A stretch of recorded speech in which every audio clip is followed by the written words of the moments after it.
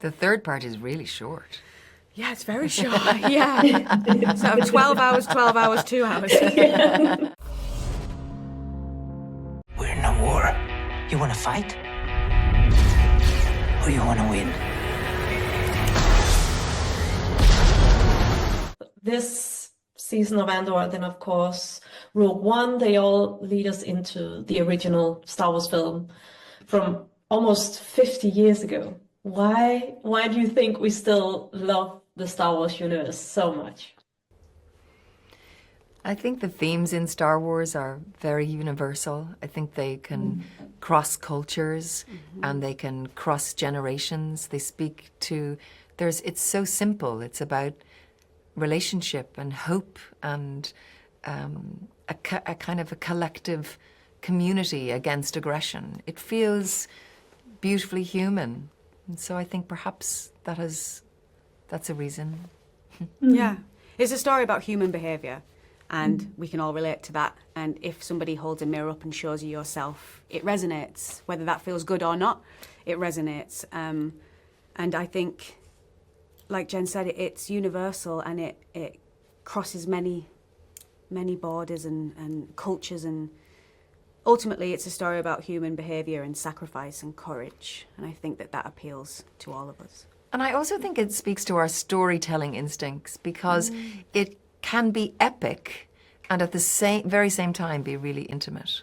It hits so many chords that activates people passionately. I mean, it was fun, it was surprising, it felt like people really wanted to go to that place. I don't really, it's hard to answer a question that big about something that's been that universally loved. Yeah, why do you guys love it, Star Wars? Well, I have my 8 kids, they all, over 5 decades, I saw every Star Wars film. And I got sick of them, actually. But this time, this script came, and it was something new. It was something more sincere and more complex.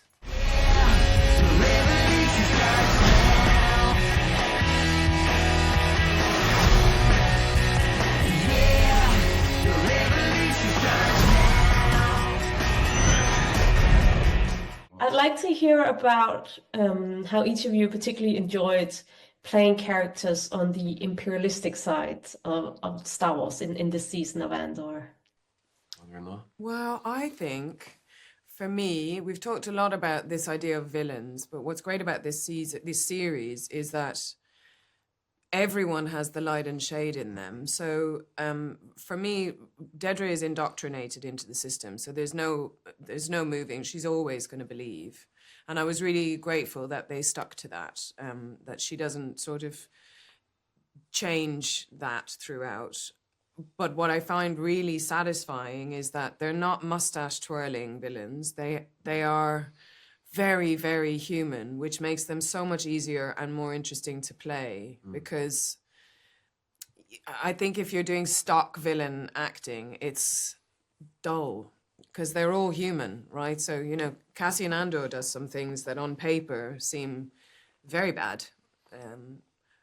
But yeah, we're all capable of light and dark, aren't we? Yeah, it's a real strength of showing these quite normal people.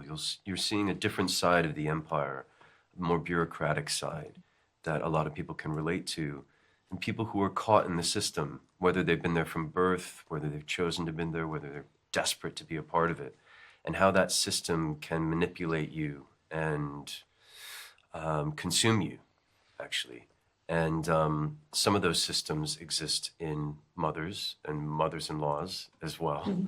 And I think that was another amazing trick of Tony's, was giving a richer tapestry around these individuals to really understand their home life and the intimacy struggles that are happening behind the scenes that are informing their choices within the greater network of the Empire. Do we now consider season 1 of Andor, season 2 of Andor, and Rogue One a new Star Wars trilogy?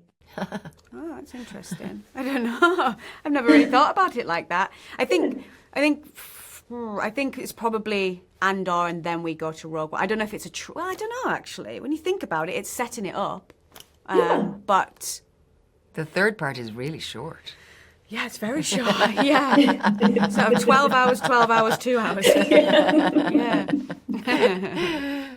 I guess it does. I mean, I suppose so, yeah.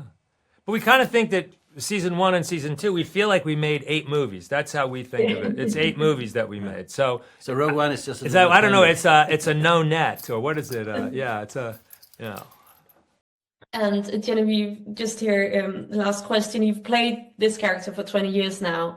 I was wondering if you ever, in this season, still go back and look at Caroline Blastingson's performance as inspiration for your performance of her. Yes, I have such great respect for Caroline and for the work she did. She originated this character. And that really is the nucleus of any character, is really who sparked it at the beginning. And it was her with George Lucas. And, you know, when I first played her nearly 20 years ago now, or in fact 20 years ago now, I was really little. I was one of my first ever jobs. And I remember I studied her performance intimately. I watched it so many times. I wanted to understand the cadence of her voice, how she could convey so much with being very still. I really worked back then a lot.